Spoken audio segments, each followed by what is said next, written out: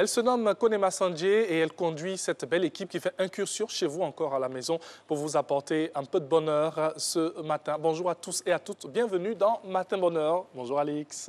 Bonjour Thierry, bonjour à vous tous. Effectivement, piloté par l'équipe Sol-Air, Massandjé Koné au gouvernail et nous ici Sol-Sol pour vous apporter en tout cas plusieurs informations en ce mercredi levant qui assurément, on l'espère, s'ouvre pour vous avec la bonne humeur. En tout cas, on fera notre part en vous en distillant quelques bonnes doses au travers des sujets très importants à décortiquer avec plusieurs invités aujourd'hui. Et oui, on ira crescendo dans cette émission. On va commencer d'abord par l'actualité, ensuite le sport. On reviendra encore sur l'actualité pour feuilleter nos différents journaux. Nous allons aujourd'hui proposer un invité actu en la personne de Mme Guetta Ouamala Innocente. Avec elle, on va parler du circuit de l'enfant de l'école à la maison. Et oui, ça pourrait paraître anodin, mais c'est important de le signifier et d'en parler. Comment est-ce que ce circuit se fait? Vous allez tout savoir dans ce numéro.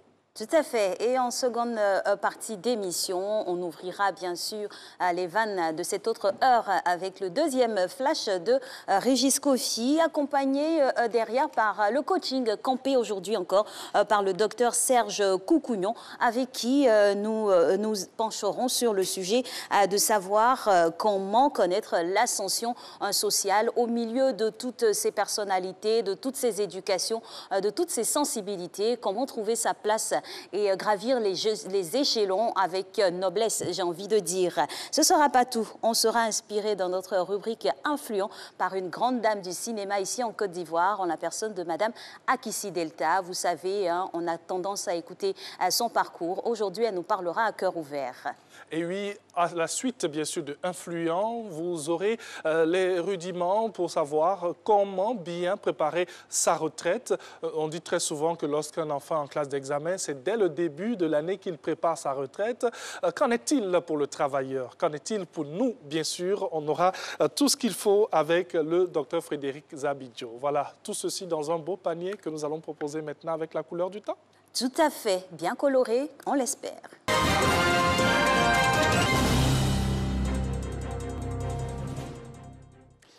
Bonjour à tous, bienvenue dans ce premier point de l'actualité. Premier conseil des ministres du gouvernement, Patrick Hachi. Aujourd'hui, hier, le secrétaire général de la présidence de la République, Abdourahmane Sissi, a procédé à la lecture du communiqué portant nomination des membres du gouvernement. Ce nouveau gouvernement, qui est composé de 37 membres, a enregistré 13 nouvelles personnalités qui font leur entrée. Une équipe qui doit relever les défis d'une Côte d'Ivoire solidaire. Alexis Ouedraogo. Le nouveau chef du gouvernement, Patrick Hachi, a désormais son équipe pour dérouler l'action gouvernementale. La liste des 37 membres a été rendue publique ce mardi avec de nouveaux visages peu connus du grand public qui font leur entrée en scène à l'exemple de Arlette Badou Merdara qui récupère le portefeuille de la culture. Pierre Damba, la santé, Thomas Kamara, les mines, Bouaké Foufana, la salubrité, Adama Kamara, l'emploi, Jean-Luc Assi, l'environnement, Alcide Djedje, l'intégration, Amadou Koulibaly, la communication. Avec eux, 3 ministres d'État, Kandia Kamara au rang de ministre d'État, ministre des Affaires étrangères de l'intégration africaine, Kobenan Kwasi Adjoumani, ministre d'État, ministre de l'Agriculture et du Développement rural, Téné Birahima Ouattara, ministre d'État, ministre de la Défense. Au compteur, 8 femmes, un clin d'œil au genre, avec en tête de file Nasseneba Touré au ministère de la Femme. 2 nouveaux secrétaires d'État, Clarisse Maï, secrétaire d'État aux Affaires sociales, et Célestin Serido, chargé des Affaires maritimes. Il y a ceux dont les fonctions sont affermies, à l'exemple du secrétaire d'État Epiphane Zoro, qui porte désormais le costume plein de ministre de la bonne gouvernance. Ceux qui changent de fauteuil dans un registre complètement différent faisant face à de nouveaux challenges, comme Anou Loto à la fonction publique, Mariatou Kone à l'éducation nationale, Miss Belmondo Dogo à la solidarité, et bien sûr les inamovibles, comme le ministre du Plan et du Développement Nialé Kaba.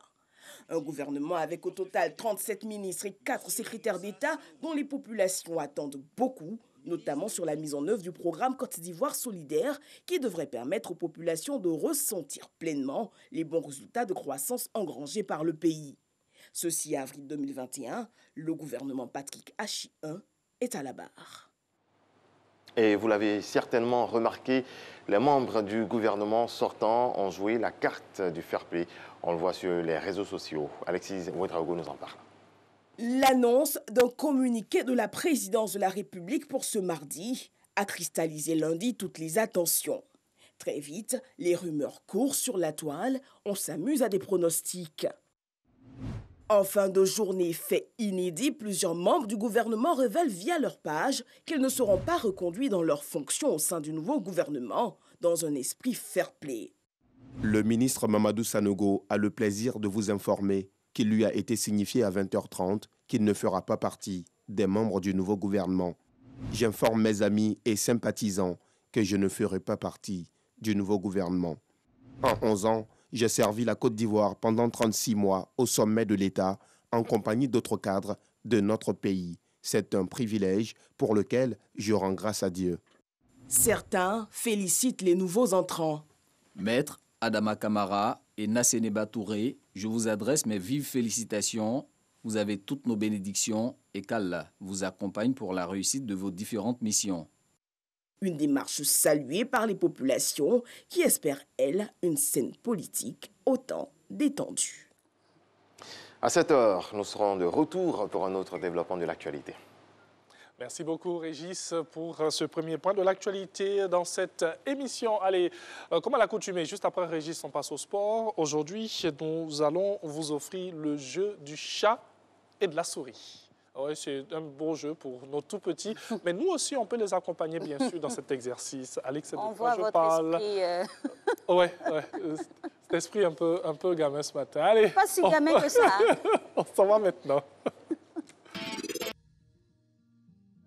Beau jeu pour les tout-petits en compagnie du coach Diabaté pour ce jeu du chat et de la souris, un jeu d'adresse, un jeu de stratégie et un jeu tout simplement ludique. Merci en tout cas pour ces quelques notes sportives. Alors aujourd'hui donc nous sommes le 7 avril 2021. On aura partagé avec vous quelques informations avant la suite de ce programme. Pour le prénom du jour calendaire à célébrer, ce sera Jean-Baptiste qui est à l'honneur aujourd'hui. Et oui, on fait un coucou à toutes les personnes qui se prénomment Jean-Baptiste. Pour les prénoms du matin aussi, nous allons dans le pays aux 1000 collines où l'on parle Kinyarwanda, sinon l'anglais aussi, le français. Nous sommes donc au Rwanda. Allez, si vous avez une fille, vous pouvez l'appeler Asima, qui veut dire celle qui sait. Sinon, pour le garçon, on parle de Solim, qui veut dire amour.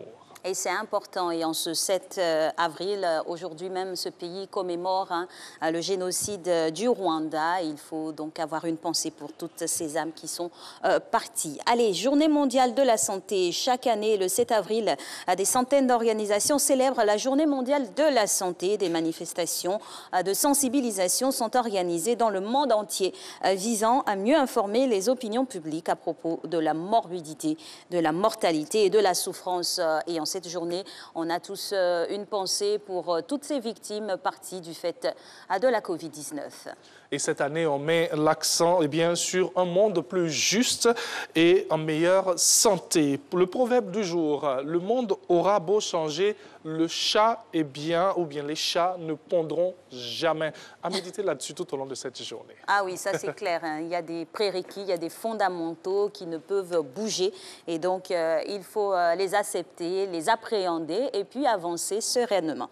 Autre événement, 1948, fondation de l'Organisation mondiale de la santé, l'Office suprême de gestion de la santé mondiale, qui est scruté en cette période de crise sanitaire depuis maintenant 2 ans sur tout ce qui est déploiement et tout ce qui est recherche et, on va dire, égalité en la matière dans les traitements. Voilà. Allez, depuis quelques minutes, maintenant, nous sommes chez vous à la maison. On espère que vous passez un très bon petit moment en notre compagnie. Nous sommes là chaque matin pour vous faire plaisir avec nos informations, avec nos sujets, avec nos invités. Et aujourd'hui, on a préparé de très belles choses pour vous, n'est-ce pas, Alix? Tout à fait. Et oui, alors on va maintenant recevoir un invité qui nous parlera du circuit de l'enfant à l'école, de l'école à la maison, en la personne de Madame Getia Ouamalia, innocente promotrice d'école maternelle et primaire. Bonjour Madame, elle est déjà en plateau avec nous. Merci. Bonjour, bienvenue. Bienvenue. Vous allez bien? Ça va bien, merci. Super.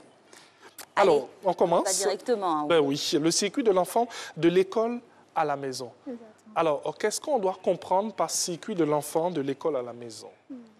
On pourrait dire que le circuit, c'est le chemin que l'enfant parcourt de l'école, qui est un lieu où l'on apprend les savoirs à son domicile. Très bien. Alors, pour quelles raisons, hein, ou sinon pour vous, quel est le rôle qui doit être joué concrètement par l'assistante maternelle ou encore la babysitter, les nounous, comme on a communément habitude à les appeler? Oui, Ce circuit, bien sûr. l'assistante maternelle, elle devrait être beaucoup plus consciencieuse parce que c'est un enfant qu'elle a en garde et l'enfant, il est innocent. Donc, et elle est venue pour travailler. Quand on travaille, c'est pour avoir une rémunération et en fonction de cela, elle devait être vraiment beaucoup plus consciencieuse. Plus consciencieuse, plus regardante, plus attentive et tout. C'est vrai qu'Alix a parlé de babysitter, on évoque l'assistante maternelle et tout, les filles de ménage chez nous à la maison. Qui doit assurer ce circuit? C'est la nounou, comme on le dit. C'est la nounou. La nounou, Okay. oui. Parce que les parents, ils sont absents, ils vont travailler. Et elle doit être une nourrice. On pourrait même dire que ce n'est pas la mère biologique, sinon on dirait que c'est la mère, c'est la première mère. Les parents bis. C'est la mère de bis, voilà. substitution, Oui. puisque les prérogatives de la maman lui sont déléguées en son Exactement. absence. Et dans cet élan-là, dans cet état de fait-là, comment elle doit gérer ce circuit de la maison à l'école avec les enfants? De la maison à l'école, généralement, ce qu'on remarque, c'est triste. Elles sont, en principe, quand elles sont sur le trottoir, elles devaient être du côté des voitures, mais elles laissent l'enfant du côté des voitures. Parfois aussi, elles sont accompagnées par leurs amis, elles sont en train d'échanger. C'est triste. Il y a beaucoup d'actes comme ça qui ne sont pas bien. Exactement. OK. Il faut vraiment les interpeller pour qu'elles soient vraiment plus consciencieuses. Ce sont des enfants innocents. D'accord. Et quels sont les bons gestes que vous conseillez pour pouvoir vraiment sécuriser ce circuit-là pour les enfants? Je pourrais dire que elle doit être un peu plus catholique, c'est-à-dire, comme Dieu lui-même il a dit, laissez venir à moi les enfants, le royaume des cieux leur ressemble. Un enfant, quand on lui fait du mal, il sait pardonner, il sait faire la paix, il oublie. Donc, vraiment, elle devait penser à cela pour ne pas être méchante avec eux, Avec les enfants. avec les enfants. Si on en parle aujourd'hui, c'est que c'est primordial et c'est important. Qu'est-ce qui pourrait arriver en cours de route de la maison à l'école ou peut-être même vice-versa? Qu'est-ce qui pourrait arriver? Un accident, Oui. un accident de voiture. Parce que l'enfant, en marchant, il joue. Il a l'âge du jeu, il joue, il n'est pas consciencieux. Une grande personne qui est avec lui devait pouvoir s'en occuper réellement.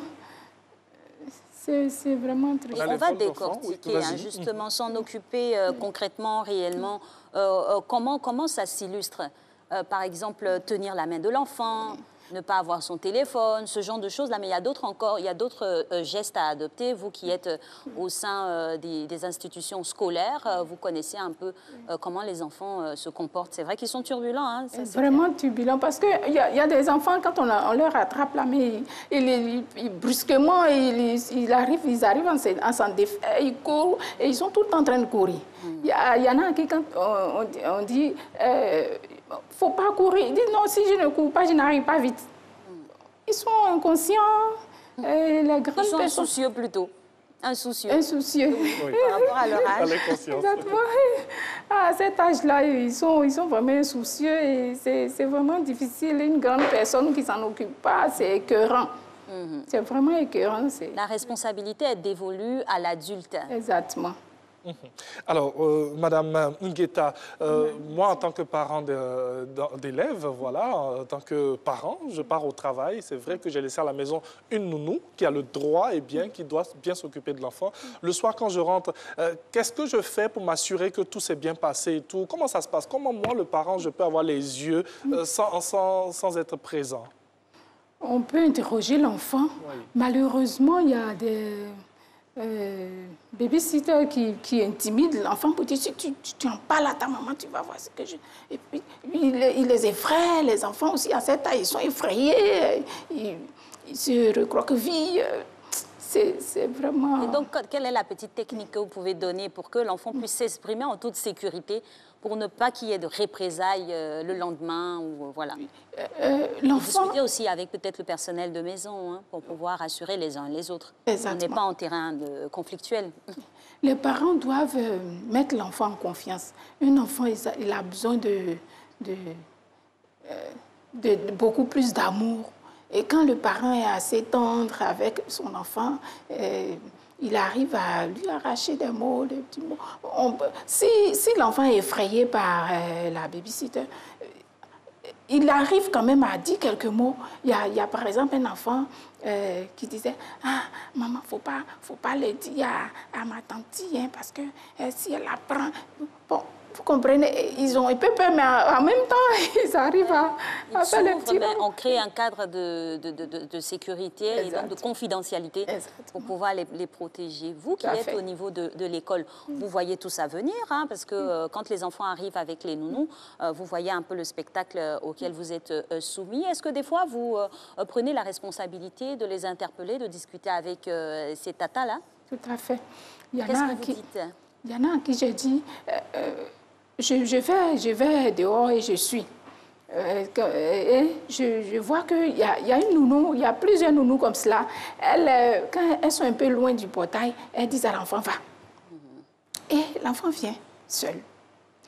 Et à l'heure de venir le chercher, elle reste loin là-bas, elle lui fait signe. Donc je l'approche pour lui dire, non madame, c'est pas comme cela. Et après, j'appelle les parents pour dire, faites un peu attention parce que cette dame qui suit votre enfant là, vraiment, il faut faire attention.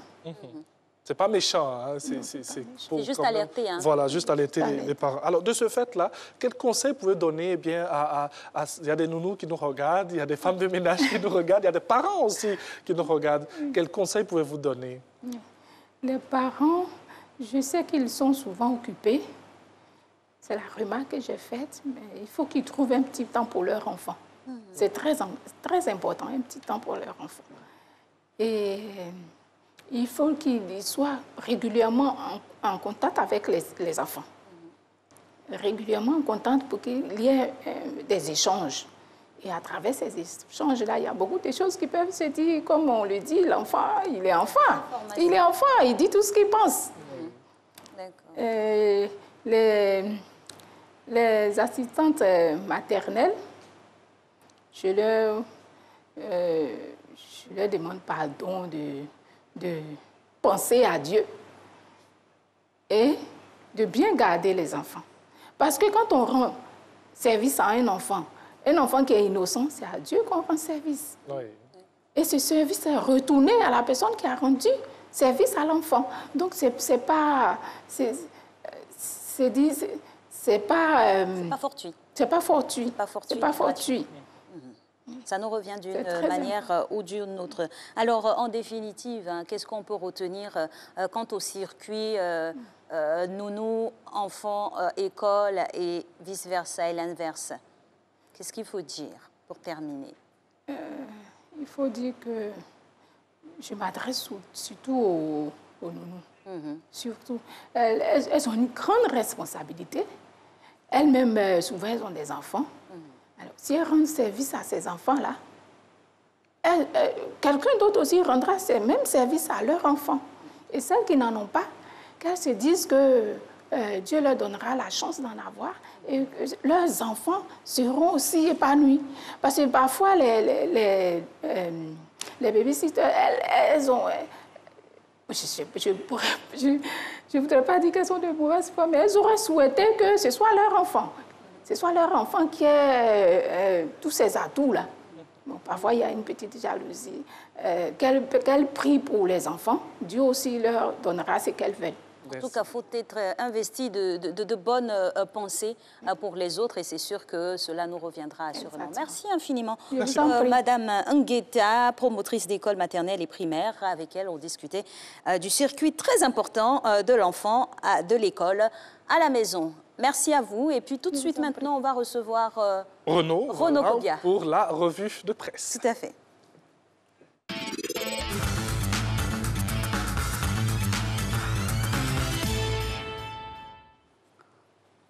Bonjour Renaud. Bonjour Alix, bonjour Antoine. Bonjour Renaud. Bienvenue. Alors on démarre tout de suite avec ce premier titre. Le nouveau gouvernement est connu depuis hier. Oui, la fumée blanche est enfin sortie et à en croire le matin, les Ivoiriens sont satisfaits du gouvernement Patrick Achi 1. Le confrère révèle ce qui a déterminé le choix des membres de la nouvelle équipe qui est composée de 37 ministres et 4 secrétaires d'État. Le matin souligne que le premier conseil des ministres de l'ère Patrick Achi se tient ce mercredi. Et Renaud, le nouveau gouvernement est le sujet phare de ce jour. Oui, toute la presse en parle et à ce sujet, Soir Info indique que le président de la République a opéré un nettoyage en profondeur. 18 ministres issus de l'ancien gouvernement n'ont pas été reconduits et 3 ministères ont été supprimés. Il s'agit des ministères de la riziculture, de la ville et de l'administration du territoire. Et pour tout savoir sur la nouvelle équipe gouvernementale et sur les nouveaux promus, il faut lire Soir Info de ce jour. Et l'expression également, il va de son commentaire sur la formation de ce nouveau gouvernement. Tout à fait. Le confrère présente les 42 commandos qui, selon lui, vont faire le job sous la conduite de Patrick Achi. Il souligne les défis qui attendent la nouvelle équipe gouvernementale et indique que c'est un gouvernement de fraîcheur et de technicité qui a été mis en place conformément aux vœux du chef de l'État. Et on peut le dire, c'est la rentrée des classes. Après la publication du nouveau gouvernement hier, eh bien, les activités démarrent concrètement aujourd'hui. Oui, et c'est un gouvernement de mission qui va se mettre en branle dès ce mercredi avec le premier conseil des ministres du gouvernement Patrick Achi 1 qui va se tenir à partir de 11h sous la houlette du président de la République. À en croire Fraternité Matin, les 37 ministres et 4 secrétaires d'État qui composent le nouveau gouvernement sont des bâtisseurs qui viennent pour réaliser la Côte d'Ivoire solidaire prônée par le président de la République, Alassane Ouattara. Et justement, notre pays reprend sa marche après la parenthèse extrêmement douloureuse qu'elle a vécue récemment. Oui, car le Premier ministre Patrick Achi a son équipe et le commando de la Côte d'Ivoire solidaire, comme le nomme le Patriote, a été dévoilé hier par Abdourahmane Cissé, secrétaire général de la présidence. Le confrère présente à sa une tous les membres de cette équipe, dont la moyenne d'âge est de 50 ans, équipe qui compte 8 femmes et qui, selon lui, va dynamiser l'action gouvernementale et permettre à la Côte d'Ivoire de continuer sa marche vers des lendemains meilleurs en marchant dans les sillons tracés par les regrettés premiers ministres Amadou Gon Coulibaly et Ahmed Bakayoko. Et toujours sur le même sujet, l'intelligent d'Abidjan passe à la loupe la nomination des nouveaux membres du gouvernement. Oui, et le confrère révèle l'esprit dans lequel cette équipe a été constituée. Il note les attentes des populations et particulièrement celles du président de la République vis-à-vis du nouveau gouvernement, tout en indiquant que le chef de l'État a tenu ses paris de renouvellement générationnel et de renforcement de la place des femmes. Autre nomination hier, le Conseil économique et social, environnemental et culturel a son nouveau président. Oui, il s'agit de Dr Aka Awele, l'ex-ministre de la Santé et de l'Hygiène publique, qui n'a pas été reconduit à son poste, prend la direction de l'institution qui était vacante depuis le décès de son président Charles Dibi Kofi. Et selon l'expression, après avoir conduit avec brio la riposte contre la Covid-19, Dr Aka Awele va relever de nouveaux défis au sein de cette institution. Et on termine avec cette information. Le prix du carburant augmente à partir de ce mercredi. C'est l'annonce faite par le gouvernement hier à travers une note transmise aux médias par la direction des hydrocarbures.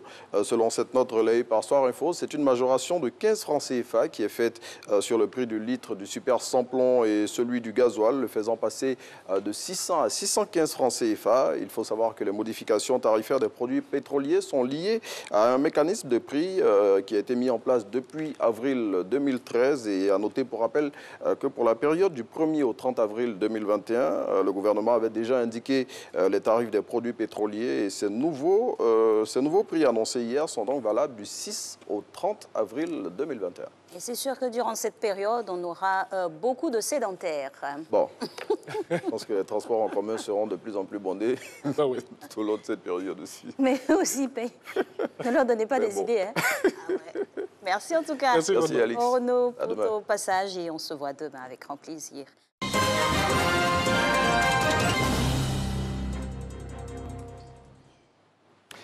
Bonjour à tous. Au Nigeria, c'est une spectaculaire évasion qui s'est déroulée en pleine nuit. Plus de 1800 détenus se sont échappés lundi d'une prison de l'État d'Imo, dans le sud-est du pays, après une attaque perpétrée par des hommes armés, ont déclaré les services pénitentiaires nigérians.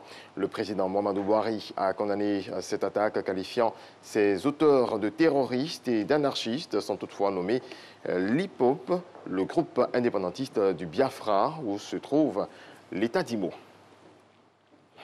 On se rend en Afrique du Sud. Le boom de la consommation d'avocats, notamment aux États-Unis et en Europe, a fait exploser les cours de ce fruit. Un or vert devenu la cible de vols à grande échelle. Les producteurs font désormais face à de véritables bandes organisées. Reportage. Patrouille de nuit et gardes armés pour protéger ce que l'on surnomme ici l'or vert. Les vols d'avocats augmentent dans la province du Limpopo, en Afrique du Sud. Pour y faire face, les agriculteurs font appel à des agences de sécurité privées. Celles-ci comptent 150 gardes qui patrouillent une vingtaine de fermes chaque soir. Les avocats, c'est l'or vert. C'est comme ça qu'on les appelle. Ça se vend très bien sur le marché noir et ça coûte très cher aux fermiers dont les récoltes sont volées.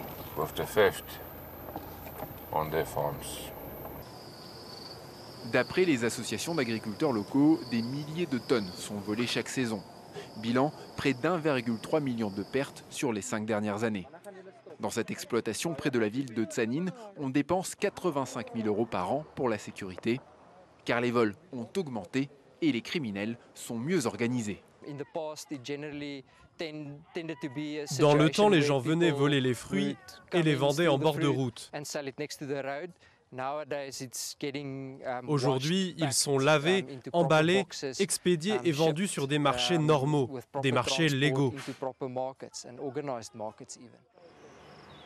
Les avocats de la région sont de première qualité et souvent destinés à l'export et au marché européen où ils peuvent atteindre 10 € le kilo.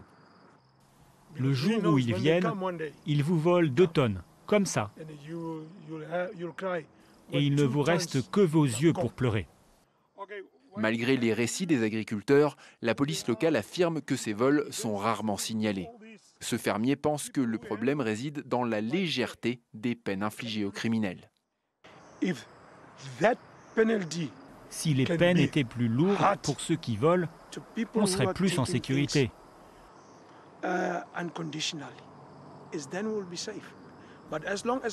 Mais tant que les peines seront trop légères, les gens viendront et voleront comme ils veulent.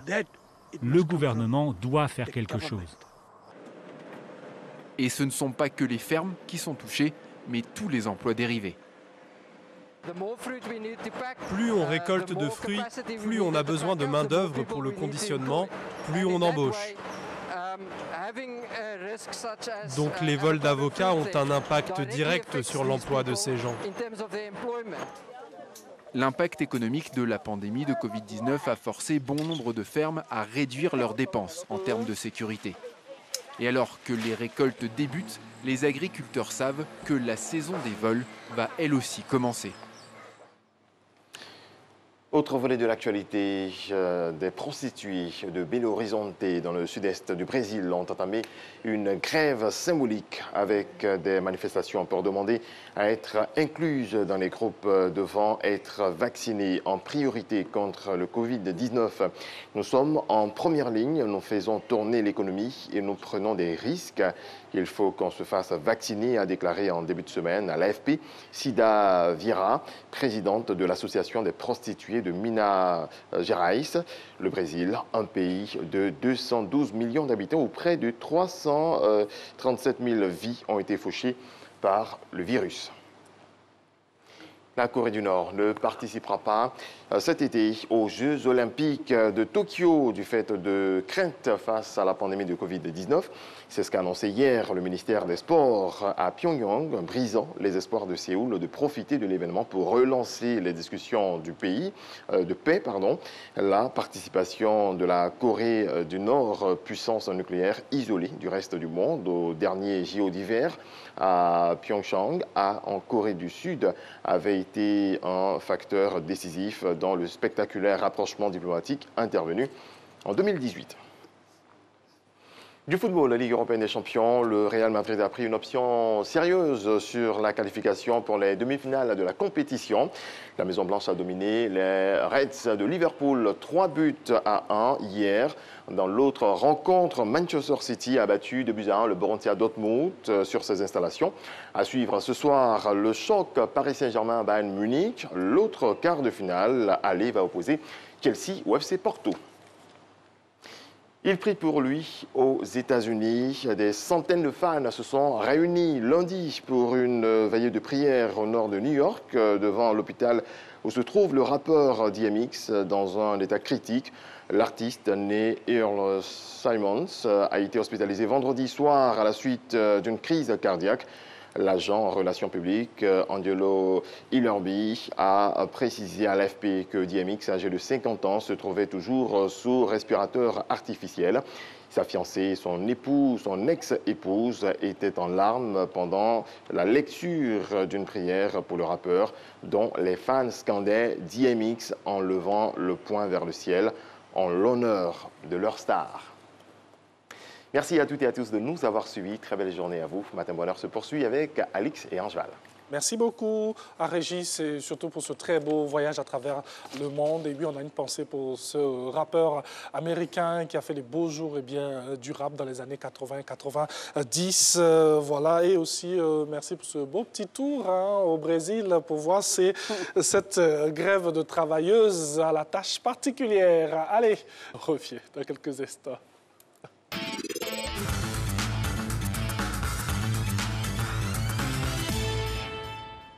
J'ai réussi, je suis arrivé, c'est l'heure de mon ascension sociale, j'ai tout ce qu'il faut. Enfin, il nous dira tout sur comment connaître l'ascension sociale. Qu'est-ce que c'est? Dr Serge Koukounion, médecin coach en développement personnel. Bonjour, bienvenue. Bonjour Angeval, bonjour Alix. Bonjour docteur. Alors, tout de suite, on démarre avec ce sujet fort intéressant. Qu'entend-on déjà par ascension sociale? Comment se définirait ce terme? C'est une très belle question parce qu'il est important de situer le sujet dans un certain contexte. Déjà, il y a deux composantes. Quand on entend ascension sociale, il y a le fait de monter, il y a le fait de gravir les échelons. Et puis, dans la société, donc dans l'environnement, au milieu des gens qui composent cette société-là, au sein d'une organisation. Et on pourrait dire que connaître l'ascension sociale, c'est gagner en importance dans la société. C'est se hisser à un niveau où on est utile à un plus grand nombre de personnes. Très important. Alors, pour approfondir nos connaissances sur ces thèmes que vous venez d'évoquer là, quels sont les signes qui nous montrent que nous demeurons dans cette ascension sociale? On dirait qu'une personne est en train de connaître cette ascension sociale lorsqu'on observe sa progression. Okay. Lorsqu'elle part d'une situation donnée pour se hisser à un certain niveau où elle est plus utile, où elle a plus d'impact sur son environnement, donc sur la société, où elle se hisse à un niveau décisionnel, par exemple. Voilà, donc où ses capacités en termes d'action et de possibilités s'augmentent. Alors, fort de toutes ces définitions, explications et préalables, comment se fait le circuit pour l'ascension? Parce que c'est sûr qu'on part d'un point A, un point B, on espère arriver à Z. Oui. Avec beaucoup d'efforts. Oui, il y a tout un processus qui pourrait contribuer à l'ascension sociale, parce que c'est vrai qu'il y a des préjugés que certains ont, il y a des idées préconçues, mais je crois qu'il y a des principes. Il y a des principes qui sont universels que tout le monde peut appliquer pour connaître une ascension sociale. L'un des premiers principes consiste à définir clairement la vision qu'on a pour demain. C'est-à-dire qu'il faut être à même de se projeter au-delà d'aujourd'hui, dans 10 ans, dans 20 ans. Où est-ce que je veux me hisser? À quelle position je veux être? C'est le point de départ. Vous voyez, quelqu'un peut avoir fait l'école dans un lycée à Djamé et puis rester au même point, hein, se dire oui, bon, comme je suis à Djamé, c'est un quartier modeste, bon, on va se limiter à ça. Mais quand une personne vient de ce milieu-là et puis se projette par rapport aux années à venir à un autre niveau, elle déjà enclenche la première étape. L'étape suivante va être celle de la responsabilisation. J'entends quoi par responsabilisation? Il y a des gens qui, dans cette vie, ont tendance à porter tous leurs espoirs dans la vie par rapport à ce qu'ils vont devenir sur les autres. J'ai une philosophie où je dis souvent à tous ceux qui veulent l'entendre que personne n'est obligé de t'aider dans cette vie. Personne n'est obligé de faire quoi que ce soit pour toi. Donc, l'atout principal que tu as, c'est toi-même, ton savoir-faire, tes compétences, ton intelligence. Et quand on prend conscience de cette responsabilité par rapport à la vie qu'on a envie de mener, la troisième étape s'avère être la découverte du talent qu'on a et la mise au service des autres de ce talent. Donc, on se rend utile. On se rend utile à la société, on se rend utile aux autres avec ce qu'on a en soi, avec ce qu'on sait faire. La quatrième étape qui me paraît importante après qu'on se soit mis utile, c'est le désir de s'améliorer constamment. Vous voyez, quand quelqu'un se lance dans un certain domaine d'activité, il fait les mêmes choses de manière répétitive, sans tentative d'amélioration, il finit par devenir obsolète dans le système où il se trouve. Alors que quand il est dans la dynamique d'amélioration, un peu comme cette chaîne de télé, qui ne fonctionne pas comme elle fonctionnait depuis les années 60. Vous êtes dans une dynamique d'amélioration, de faire les choses différemment, de faire les choses de mieux en mieux. Donc, naturellement, votre positionnement va changer. Et c'est pareil pour l'individu qui, lorsqu'il a découvert ses compétences en les mettant au service des autres, travaille à s'améliorer, à faire un pas après l'autre, à faire les choses différemment, il gagne en importance. C'est la dernière étape qui me semble tout aussi importante, c'est le fait d'avoir des mentors. Peut-être qu'on aura l'occasion d'en parler dans les semaines qui viennent, mais c'est important d'avoir des mentors parce qu'ils nous permettent de ne pas faire les erreurs qu'eux, ils ont eu à commettre. Ils nous permettent de gagner du temps, en fait. Voilà un peu. Alors, c'est vrai que d'aucuns pourraient comprendre cela autrement. Dans cette ascension sociale, on pourrait penser « Ah, j'ai réussi, j'ai une belle voiture, j'ai une belle maison et tout ». La place, c'est bien de cet apport matériel qui agrémente un peu notre vie. Ça fait du bien d'avoir un certain confort dans cette vie. Ça fait énormément de bien. Imaginez que pour venir à cette émission, par exemple, je n'ai pas la possibilité de me déplacer dans un véhicule personnel et que je sois obligé d'attendre les transports en commun. À quelle heure j'allais arriver ici pour pouvoir faire l'émission? Donc, le matériel est important, il participe à notre épanouissement. Toutefois, ce n'est pas le seul critère ou le seul élément sur lequel il faut s'appuyer pour définir notre ascension sociale. J'ai insisté sur le fait qu'il y a l'utilité qu'on a pour les autres. Donc, l'impact qu'on a sur la vie des autres et comment est-ce qu'on se rend utile pour ces personnes-là. Justement, venons-en aux indicateurs on va dire de vision qui prouvent qu'on a effectivement atteint cette ascension-là, à l'instar du matériel qu'on peut engranger. Je dirais que déjà, l'individu qui s'engage sur le chemin de l'ascension a défini préalablement ce qu'il veut réaliser. Donc, ce que vous considérez à votre niveau comme étant votre ascension peut ne pas être la mienne. Parce que nous n'avons pas les mêmes profils de carrière, nous n'avons pas les mêmes expériences de vie, nous n'avons pas les mêmes challenges. Donc, de ce fait-là, chacun saura vers quoi il s'engage. La vision, elle est individuelle. Quand la vision est clarifiée, le chemin qu'on définit pour y aller peut varier. Et ça nous donne aussi l'occasion de parler des chemins par lesquels on arrive à se positionner à un certain niveau de la société. Parce que c'est vrai, on aspire à aller à un certain niveau, mais il faut être quand même fier et honnête pour pouvoir raconter ce par quoi on est passé. Si on se dit c'est à un certain niveau et puis on a honte de raconter tout ce qu'on a fait, ça veut dire qu'on n'a pas utilisé des voies intègres pour se positionner là où on est aujourd'hui. Donc, le chemin est tout aussi important que la position qu'on occupe dans la société. L'effort fait l'effort, on y arrive avec beaucoup de force. Comment se comporter avec les autres? Je n'ai pas bien cerné la question. Comment se comporter avec les autres lorsqu'on est dans cette ascension sociale? Alors, avec les autres, je dirais que ce qui est plus avantageux, c'est la valorisation de la relation. Parce que l'une des habiletés qu'on n'apprend pas à l'école, c'est comment est-ce qu'on se comporte avec les autres. À l'école, on va apprendre certaines choses, mais il n'y a pas de cours où on nous dira, voici comment réagir quand on est dans une relation avec les autres, tout ça. Donc, la valorisation des relations, elle est très, très importante. Quand vous êtes en contact avec une personne, il faut que cette personne-là sente qu'elle compte pour vous. Il faut que cette personne-là sente que vous prenez en compte ce qu'elle représente et il faut qu'à votre contact, cette personne se sente valorisée, elle ressorte mieux ou alors plus enrichie qu'elle n'a été ou qu'elle ne l'était en venant à votre contact. Et ça, c'est un élément déterminant dans la mesure où les Zouglous disent souvent c'est l'homme qui fait l'homme. Ils disent ça souvent, mais ça montre à quel point les relations interpersonnelles sont importantes pour quelqu'un qui a envie de se hisser à un certain niveau de la société. On ne se hisse pas tout seul comme quelqu'un sur une île et puis on se dit oui, bon, je suis seul là-bas. Non, on a toujours besoin d'entrer en interaction avec les autres. Et je voudrais ajouter à cela qu'il y a une étude qui a été faite par l'Université de Harvard qui a duré près de 70 ans, qui a permis de mettre en évidence le facteur qui fait qu'une personne vit longtemps et en meilleure santé. Et vous savez, ce n'est même pas l'argent, ce n'est même pas les accomplissements, mais c'est la qualité des relations que nous avons. Tout à fait. La qualité des relations que nous avons joue un rôle important dans notre longévité et dans la qualité de notre état de santé. Pour ainsi dire, il faut savoir se faire accompagner aussi. Et tout au long de ce parcours-là qu'on mène, qu'on adopte pour pouvoir atteindre l'ascension, les origines sont très importantes, à savoir d'où on vient pour vraiment aller où on veut aller. Alors, ça. Comment l'origine influence véritablement notre ascension? D'aucuns pourraient penser que les origines modestes sont un obstacle, représentent un frein. Et c'est d'ailleurs pourquoi vous verrez des gens qui passent de nombreuses années à la même position dans certains quartiers où ils vont se dire, ah, je prends l'exemple de deux jeunes que je connais, des jumeaux, qui sont nés dans une famille très modeste, dans un quartier populaire d'Abidjan.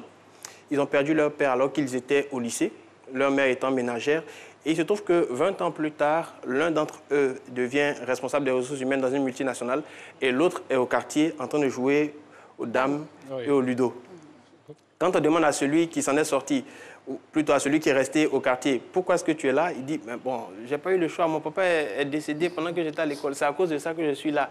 Et quand on demande à l'autre, comment tu fais pour te retrouver à ce niveau, il dit, le fait que mon père soit décédé, je me suis dit, je n'avais pas le choix, je devais absolument réussir. Donc, une même situation, des réactions différentes. Quelqu'un pourrait dire que les origines modestes peuvent être un frein.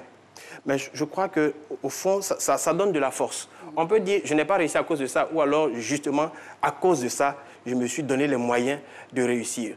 Là d'où on vient, c'est important de le savoir, mais c'est encore plus important de définir là où on veut se retrouver, là où on veut se hisser dans la société. C'est ça qui est le facteur déterminant. Alors, vous parlez d'origine modeste. Vous avez évoqué tout à l'heure Adjamé. On est fiers d'être des enfants d'Adjamé. Hein, oui, voilà. Nangu Abrogoa. Oui, bonjour, j'ai mon bac Alors, on est très fiers d'être des enfants d'Adjamé. Être là aujourd'hui fait plaisir aux populations.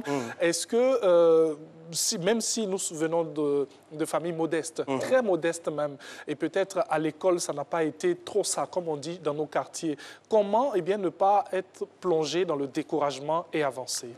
Vous voyez, l'école, c'est quelque chose de formidable. L'école, c'est très, très important parce que ça donne les bases d'une certaine compréhension intellectuelle des choses.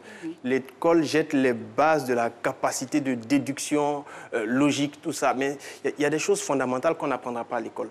Vous verrez qu'à l'école, il y a un enseignant qui vient, qui est censé avoir la connaissance, et les élèves sont assis et il leur transmet la connaissance. Mais dans la vie de tous les jours, il n'y a pas d'enseignant qui vient vous dire voici comment la vie va être, voici les épreuves que vous allez avoir.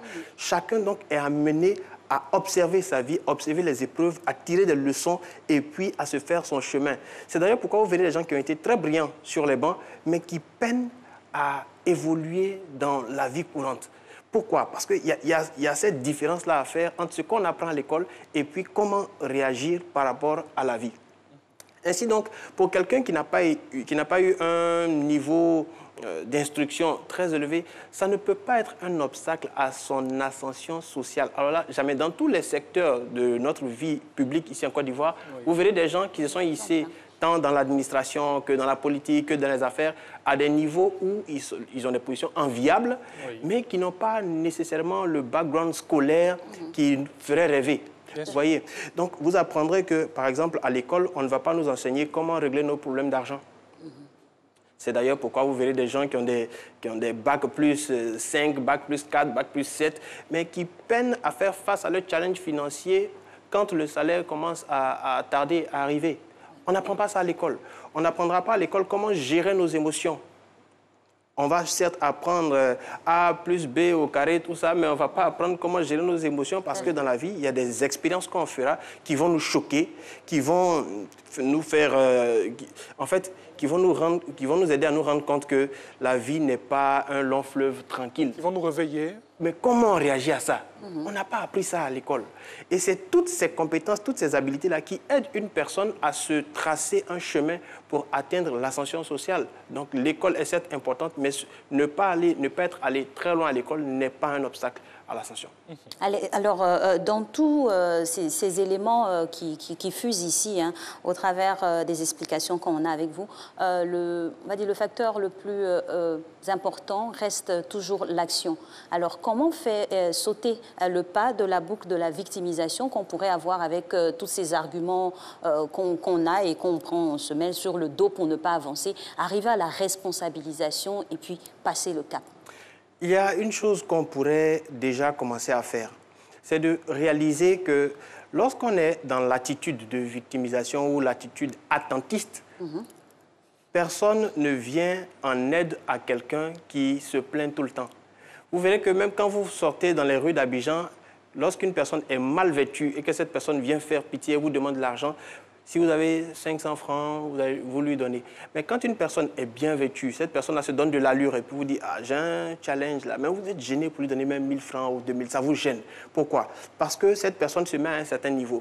Donc celui qui se met dans la posture de faire pitié attire davantage de pitié. Mais celui qui se met dans la posture de progresser, d'aller de l'avant, il crée les conditions ou il attire les conditions qui sont favorables à son ascension. Donc la prise de conscience peut se faire par l'exposition à de nouvelles réalités. La prise de conscience, le désir de responsabilité. J'entends quoi par l'exposition à de nouvelles réalités?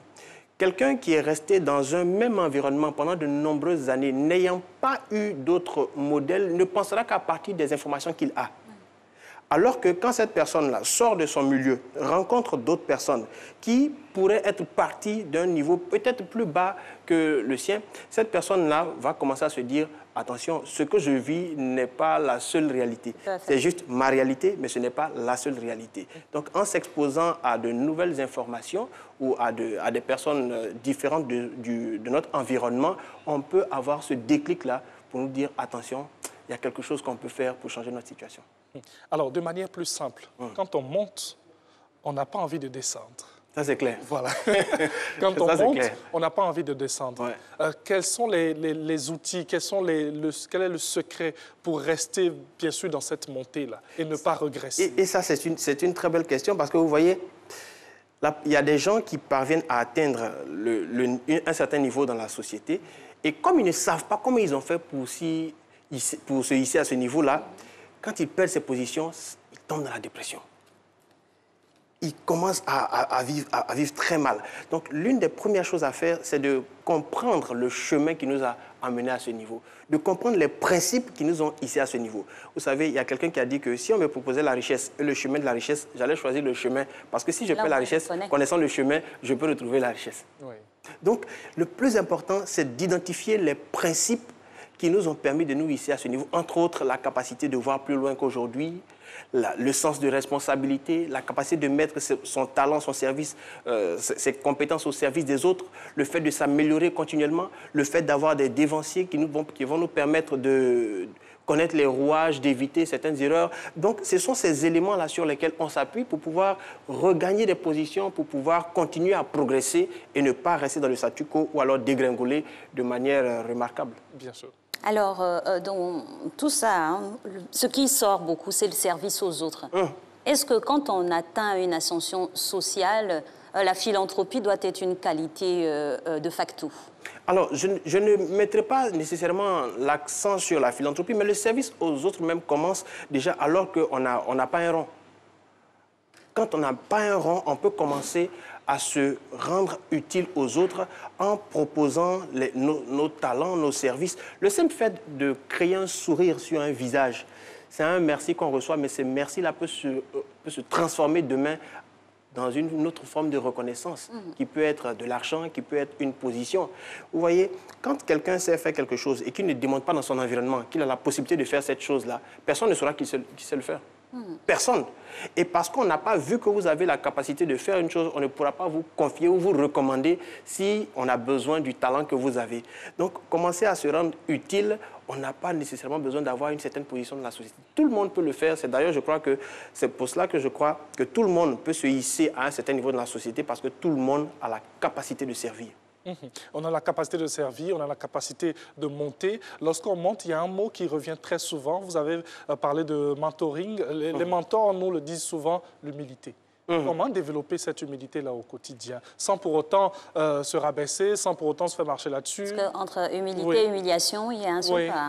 Sans laisser les personnes rentrer dans nos 5 mètres, comme on dit chez nous. C'est ça. Alors, je dirais qu'en rapport avec l'humilité, c'est toujours se rappeler là d'où on vient. C'est ne pas perdre de vue là d'où on vient.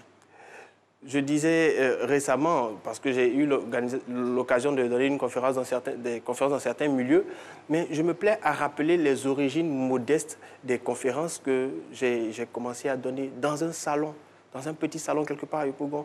Et aujourd'hui, on se retrouve dans des salles qui donnent envie. Donc, savoir d'où on vient ou ne pas perdre de vue là d'où on vient nous maintient dans une certaine position d'humilité. Deuxième chose, c'est de ne pas couper les ponts avec sa famille, avec les gens qui nous ont connus.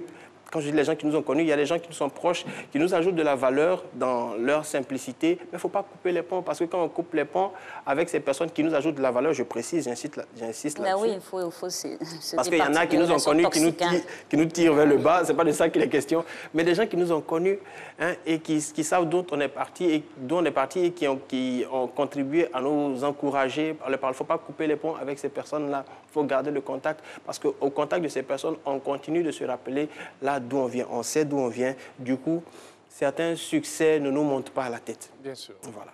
Quelqu'un dirait, quand vous atteignez un certain niveau, pensez à là où vous avez commencé. Ça pourrait vous inspirer à vous dire qu'on peut toujours retourner là où on vient si on ne sait pas toutefois à gérer la situation. C'est ça. Merci en tout cas, docteur, pour votre passage encore ce jour sur le plateau de Matin Bonheur qui édifie les uns et les autres au travers de nombreux sujets que l'on décortique avec vous depuis maintenant plusieurs semaines. Allez, nous, on va vous illustrer une dame qui fait parfaitement partie de cet esprit d'ascension sociale qu'on veut dupliquer dans la société.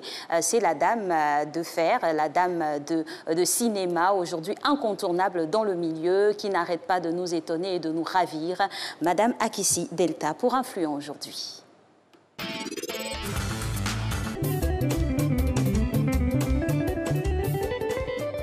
Voilà, Akissi Delta, et c'est tellement fort ce qu'elle nous partage aujourd'hui, autodidacte, mais elle a quand même mis les pieds dans une école, celle de Léonard Grosguier, papa Léonard Grosguier, depuis 1977, de rue Princesse à ma famille, en passant par Comment ça va, qui fait ça, eh bien, nous parle de son métier aujourd'hui dans Influent. On va vous permettre d'être aussi influent dans votre vie de tous les jours avec ce grand monsieur que vous connaissez dans quelques secondes.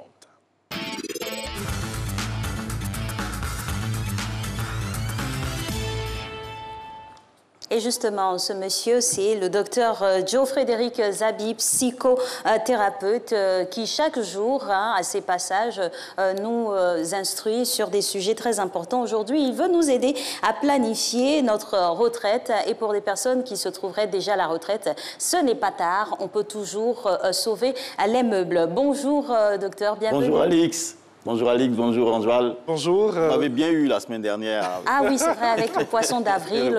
Désolé, on aurait pu le lendemain vous envoyer un message pour vous dire que bon, on essayait de charrier avec nos téléspectateurs. Mais nous sommes là. C'est toujours bon de manger le poisson. Tout à fait. Allez, aujourd'hui, pour manger du poisson, il faut en avoir des moyens pour s'en offrir. Absolument. Et cela se prépare au travers de notre parcours professionnel après la retraite.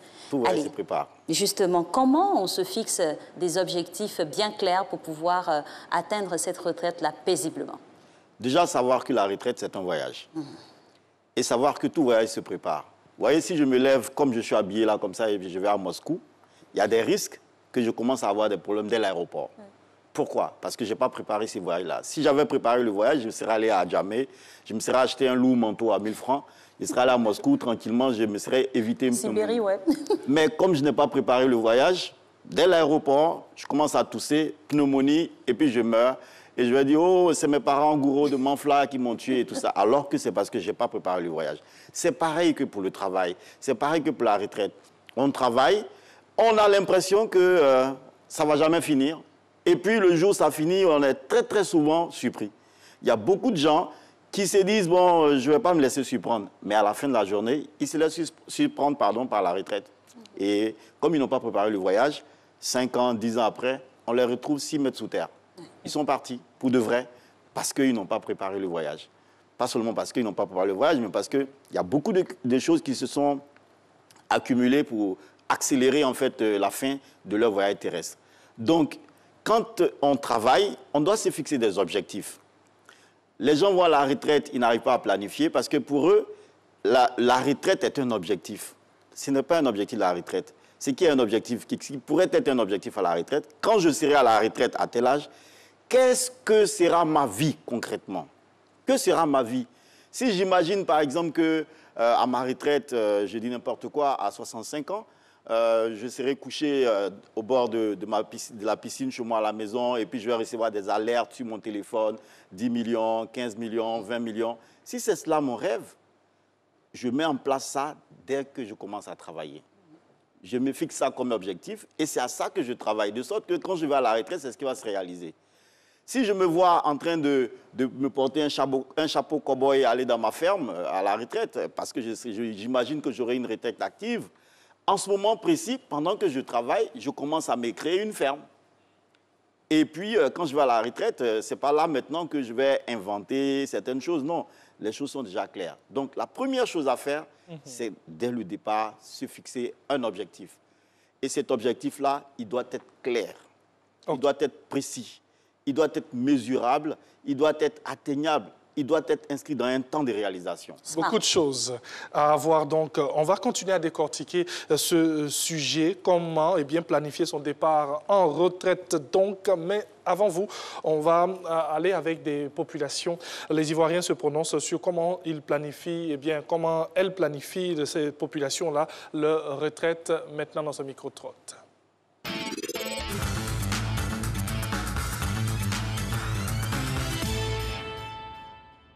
La retraite, on la prépare à partir du moment quand tu commences à travailler. Hein. Mais comme nous autres, on n'a pas eu la chance d'avoir un travail stable, c'est maintenant qu'on vient d'avoir un travail stable. Je crois que notre retraite commence à partir de...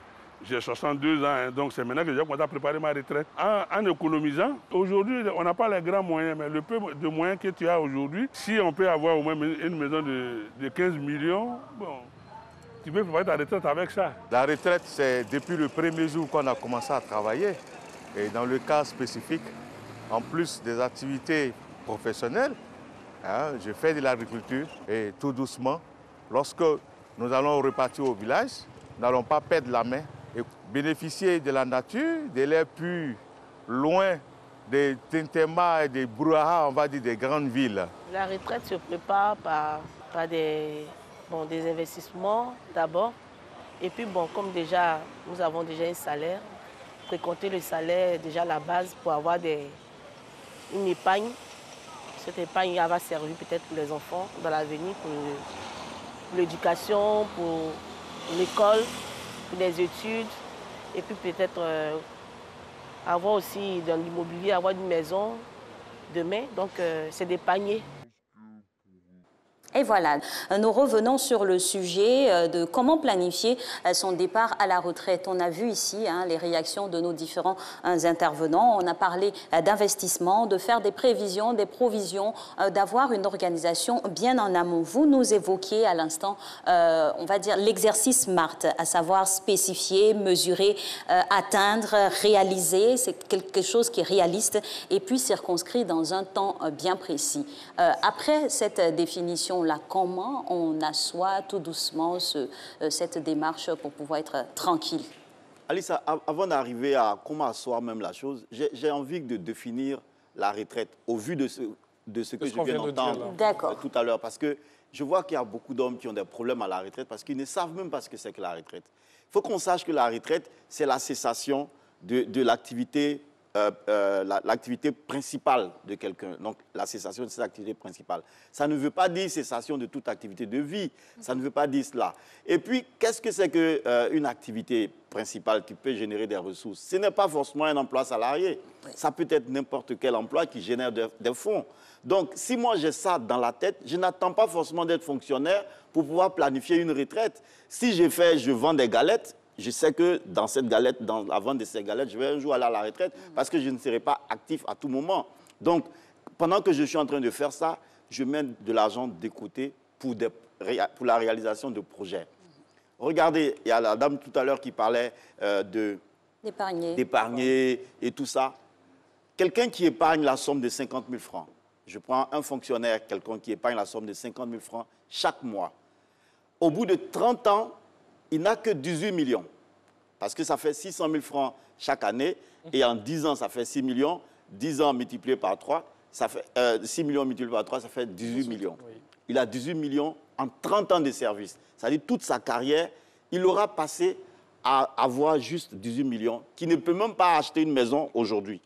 Je ne parle pas d'hier, je parle d'aujourd'hui. Et de demain.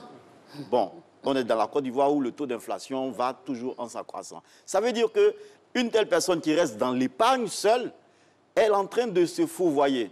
Parce qu'elle va épargner de l'argent juste pour acquérir une petite maison dans son village, même pas à Abidjan. Est-ce que c'est à ça qu'elle veut aboutir? Est-ce que je veux juste être à la retraite, dormir et puis j'ai tous les problèmes? Ou bien je veux avoir une retraite qui est heureuse et joyeuse?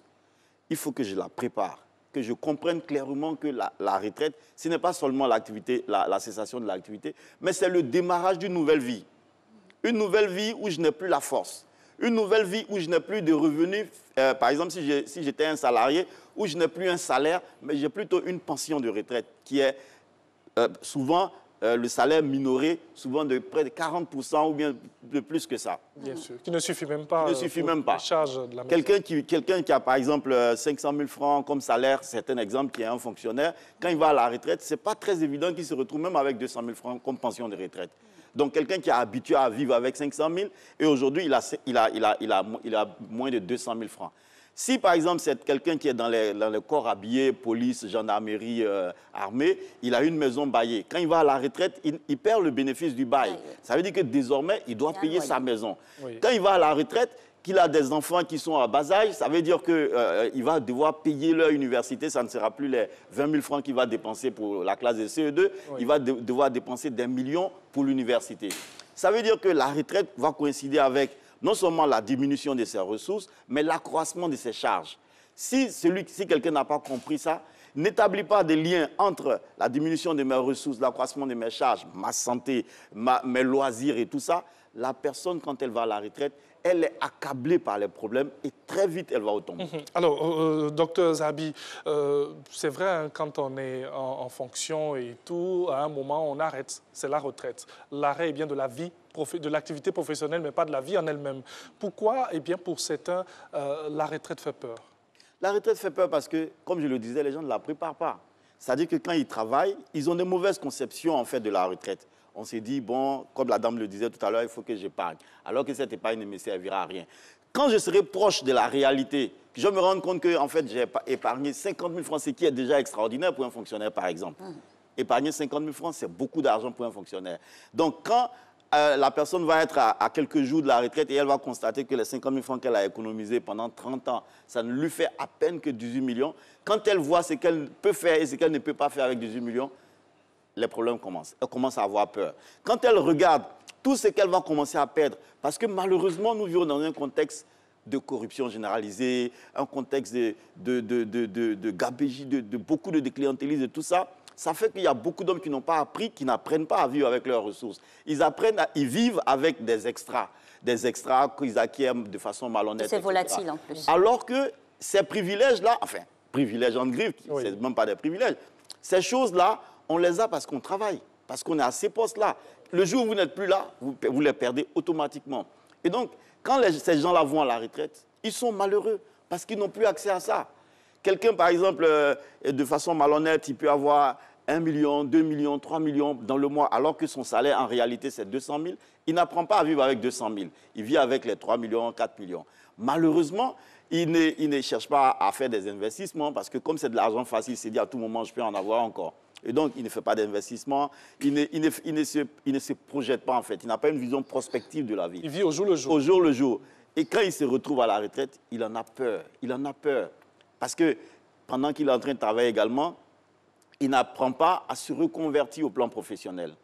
Parce que la retraite, je l'ai dit, c'est la cessation de l'activité principale. Je suis psychologue, peut-être que je travaille dans une entreprise, c'est un exemple que je prends. Bon, OK, à mes 60 ans, mes 65 ans, on va me mettre à la retraite, donc je n'aurai plus un salaire. Mais est-ce que je cesse pour autant d'exercer? Si j'ai planifié les choses, c'est le moment pour moi de me prendre en charge au privé, par exemple. Et justement, cette planification-là, comment elle s'opère véritablement en fonction de plusieurs exemples que vous pourrez nous donner, hein? Des fois, on a le travail un peu plus tôt. Dieu merci, après les études nettes, on obtient un travail. Des fois aussi, c'est difficile d'obtenir un travail ou on se lance dans l'entrepreneuriat. Donc, en fonction de ça, on a plusieurs sources de revenus. Dès lors, comment on commence à planifier sa retraite? Première chose à faire quand on commence à travailler, c'est déjà d'avoir la retraite en ligne de mire. Savoir que si Dieu me fait grâce d'être vivant, un jour va arriver où je vais devoir arrêter ce travail-là. Et ce jour-là, je n'aurai pas beaucoup de moyens. Donc, pour préparer ce jour, je commence dès aujourd'hui avec les moyens que j'ai, quel que soit l'emploi que j'exerce. C'est-à-dire que ce soit un emploi salarié officiellement ou pas, même si je pousse le wotro quelque part, c'est un emploi qui me génère des fonds. Il faut que je sache que je dois commencer à épargner pour un investissement sur le court et le moyen terme.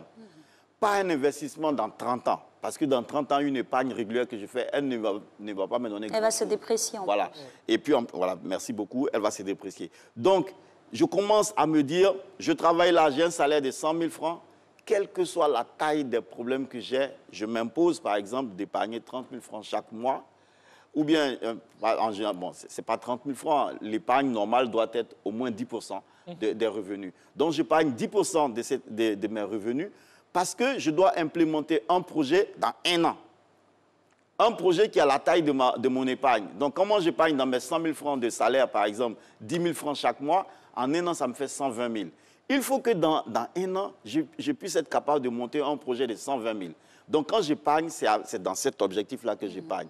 À très court terme, il y a des projets de 100 000, il y a des projets de 120 000, il y a des projets de moins que ça.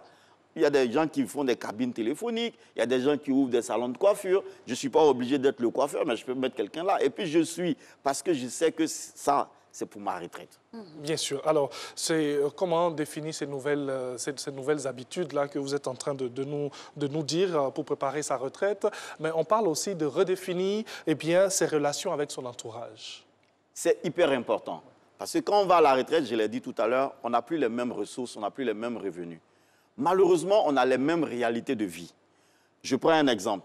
Je suis directeur d'une entreprise ou bien je suis un haut cadre dans l'administration. Je n'ai même pas besoin d'être un haut cadre.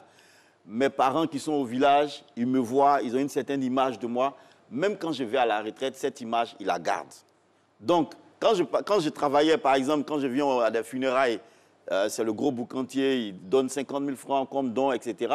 Quand je vais à la retraite, on attend toujours de moi que je puisse donner les 50 000, alors que je n'ai plus 50 000. Donc, il faut que je prenne, moi, conscience de cela. Parce que si j'attends que ce soit les autres qui prennent conscience de cela à ma place et me fassent une passe en m'allégeant les choses, ça ne va pas arriver. Eux, ils ne vont pas changer leur regard sur moi. C'est moi qui dois changer mon regard sur ma vie et me dire, je n'ai plus les mêmes ressources, il faut que je redéfinisse mes relations avec les miens. Que je leur dise clairement que je n'ai plus les mêmes ressources, que je vive désormais de façon un peu plus austère. Que les choses ont changé. Que les choses ont changé. Il faut que je le dise, que je ne m'en tienne pas au regard des autres. Parce que quand on s'en tient au regard des autres, on a la diarrhée qui nous suit partout. C'est clair que le stress peut entraîner d'autres manifestations, notamment la gastro et autres. Alors, on a parlé de relations, c'est très important. C'est clair que si on planifie, on pourrait même être à même d'augmenter les 50 000 à 100 000 francs lors des dons. On a aussi parlé d'ascension, tantôt avec le coach Serge Koukouignon. Et au terme des ascensions, on a des indicateurs de réussite comme le mariage, une relation de couple stable. Quand nous sommes en couple, comment planifier de concert notre retraite sans oublier qu'on a une progéniture qui est là aussi, dont il faut faire, on va dire, l'avenir, il faut assurer l'avenir? Très bonne question. Très souvent, quand on parle de retraite, on est focalisé sur les aspects financiers et pécuniaires uniquement. Mais on oublie qu'il n'y a pas que ça dans la vie. Dans la vie, par exemple, je vis en couple. Quand je suis au travail, il y a des choses que je ne vois pas à la maison. Donc, il y a des choses dont je suis épargné. Mais quand je suis à la retraite, que par exemple, je ne me suis pas donné une retraite active, que je suis à la maison, désormais, quand il n'y a pas que magie dans la sauce, on me dit, papa, il manque telle chose là, il faut sortir l'argent. Et puis, bon, quand je vois qu'il y a telle chose qui ne tourne pas rond, je suis censé parler dedans et ça peut envoyer des crises. Il faut que je comprenne que tout ça, c'est des choses que je dois planifier. Que je dois comprendre que c'est vrai, désormais, j'aurai toutes mes 24 heures pour moi. Je n'aurai plus 8 heures à consacrer à un emploi. Donc, comment est-ce que je vais gérer ce temps? C'est à moi de penser à ça et de le redéfinir. En prenant en compte, bien entendu, mon rythme à moi. Si j'ai été habitué, par exemple, à un emploi sédentaire, il faut que je tienne compte de cela dans le choix de l'activité que je vais exercer, par exemple, quand je vais aller à la retraite.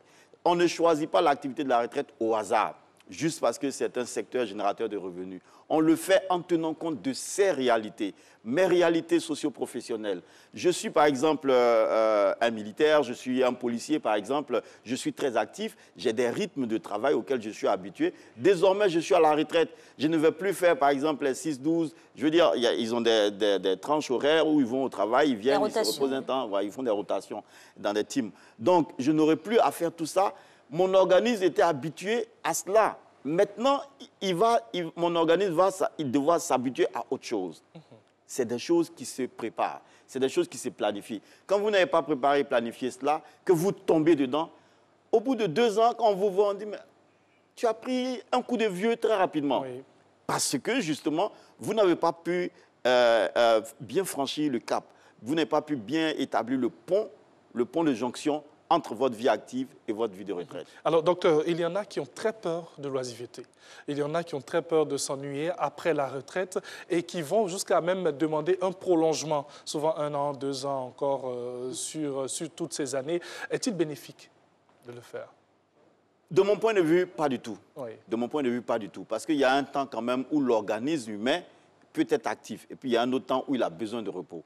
Déjà, quand on franchit la barre des 50 ans, il y a le principe naturel de la dégénérescence, où nos cellules commencent à perdre de leur tonicité, de leur capacité, etc. Donc, il y a ce processus naturel de dégénérescence qui fait qu'on n'a pas toujours les mêmes potentialités et capacités qu'on avait avant. Donc, demander une rallonge, en général, quand on observe, ce n'est pas tellement les gens qui ont peur de l'oisiveté, hein, c'est les gens c'est-à-dire que c'est les gens qui n'ont pas planifié la retraite qui demandent en général une rallonge. Très souvent. J'en parle, je sais de quoi je parle. Okay. Très souvent, ce sont des gens qui n'ont pas planifié leur retraite qui demandent la rallonge. Sinon, ceux qui ont planifié la retraite, ils sont pressés de partir. Parce qu'ils se disent, non, il faut que je sois libéré. Il y a des retraites anticipées même. Voilà, ils sont pressés de partir. Donc, il faut qu'on comprenne cela, qu'on comprenne que quand on prépare bien les choses, on n'a pas besoin de soumettre son corps à un esclavage inutile. Parce que c'est cela. Un gardien, par exemple, il a 65 ans et puis il exerce encore le métier de gardien. C'est après quel voleur, lui, là, il peut courir. C'est un exemple. Oui, c'est très important. Voilà. Bon, donc là, c'est la pauvreté mentale qui fait qu'on aboutit à ce genre de résultats. Parce qu'on s'est dit, bon, la retraite, ceux qui doivent la planifier, c'est ceux qui ont un emploi salarié. Et donc, ceux qui ont des emplois qui ne sont pas officiellement salariés, qui se débrouillent, comme on peut dire, eux, ils ne pensent pas qu'ils doivent se faire une retraite. La retraite, c'est un effort que, en général, les caisses de prévoyance font à la place de l'individu. Si j'ai compris ça, ça veut dire que moi, je peux préparer ma retraite moi-même. Parce que qu'est-ce qui se passe, la pension de retraite qu'on verse aux gens? C'est une ponction qu'on fait sur leurs revenus chaque mois et qu'on garde pour eux, pour leur retraite. Bien sûr. Donc, si quelqu'un est capable de faire une ponction pour moi et garder pour moi, ça veut dire que moi, même si je suis discipliné, je peux me faire moi-même la même ponction. Donc, je peux faire ça même si je suis paysan, même si je suis cultivateur. Ce n'est pas que les gens là-bas, ils manquent d'argent, hein. Ils ont de l'argent, mais quand ils ont de l'argent, comme ils n'ont pas la formation, ils n'ont pas l'intelligence financière, etc., ils ont l'argent. Aujourd'hui, là, il y a des jeunes qui gagnent beaucoup d'argent dans la vente de cacao, d'anacade, etc. Mais dès que la saison d'anacade finit, qu'est-ce qu'on voit? Ils achètent des motos, de grosses motos. Aujourd'hui, même dans les villages, ils achètent des voitures, etc. Mais à quoi ça rime tout ça? Il ne sait pas qu'à un moment, il sera vieux, il ne pourra plus aller au champ et en ce moment-là, il ne pourra plus glaner les mêmes sous qu'il glane actuellement. Il ne le sait pas. Donc, c'est de savoir que, quel que soit ce que je fais, quels que soient les revenus que j'ai, quel que soit le domaine dans lequel j'exerce, un jour va arriver où je vais devoir cesser cette activité. Et ce jour-là, il ne faut pas que je sois là à faire la manche. C'est très important. Et pour terminer, la dernière question, on a parlé de l'individu, de son binôme avec le couple qui pourrait constituer, aussi des enfants, parce que c'est aussi planifié cela. On se retrouve des fois, hein, c'est vrai que chacun fait ce qu'il veut, mais on a des papas qui ont, comme pour ainsi dire, ils appellent les sacoches. Voilà, des papas qui ont des enfants, des grands-pères qui ont des enfants. Est-ce que ça a indiqué? Tout ceci participe de la bonne planification. C'est de l'égoïsme pur. C'est-à-dire que ces parents-là, en général, ils pensent à eux seulement. Moi, quand je vais aller à la retraite, il faut bien que quelqu'un tienne mon sac pour aller, par exemple, m'accompagner à la banque. Ça, c'est ta volonté à toi. Mais est-ce que celui que tu veux qui t'accompagne à la banque, est-ce qu'il t'a dit que lui, il a envie d'avoir un père qui a un pied dans le tombeau? Ou il a 18 ans et au moment où il a besoin de son père pour le pousser à l'université, si en ce moment-là, toi, tu lui dis « bye bye, mon ami ». Est-ce que tu es sûr que cet enfant, lui, il a besoin d'un père comme ça? C'est de l'égoïsme pur, en fait. Il faut qu'on sache qu'il y a un temps pour toutes choses. Les livres saints l'ont dit. Il y a un temps pour toutes choses. Il y a un temps pour faire des enfants et il y a un autre temps pour se mettre à la retraite dans l'enfantement. Merci. Il y a un temps pour toutes choses. Eh bien, c'est sur ces thèmes que nous allons vous dire merci d'avoir été avec nous. Merci, Dr Frédéric Zabi. Avec vous, c'est comment planifier son départ en retraite. Allez, on a terminé pour aujourd'hui. On espère que vous avez passé un bon mercredi en notre compagnie. Tout à fait. On se retrouvera demain pour parler de santé avec d'autres experts et on espère vous trouver ici même au rendez-vous dès 6h25. Allez, belle journée à vous. Au revoir.